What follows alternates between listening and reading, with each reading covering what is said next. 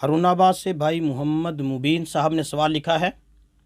وہ لکھتے ہیں مفتی صاحب ہمارا سوال یہ ہے کہ شادی پر موجود گواہ نامزد کیے جاتے ہیں جن کا نام رجسٹر میں بھی درج کیا جاتا ہے.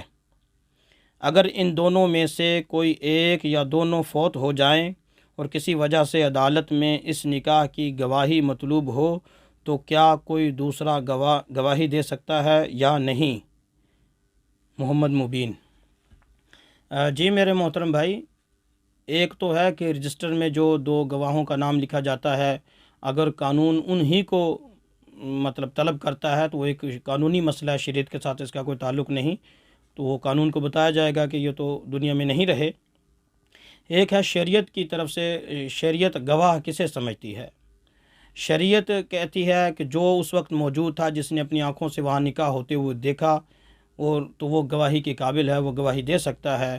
جو بندہ اس مجلس نکاح میں موجود تھا اور اس کو کسی جج نے یا کسی قاضی نے یا کسی اور شخص نے پوچھا کہ فلاں زید اور رقیہ کا نکاح ہوا تھا، تو وہ کہہ سکتا ہے کہ میں وہاں موجود تھا، ان کا نکاح ہوا ہے.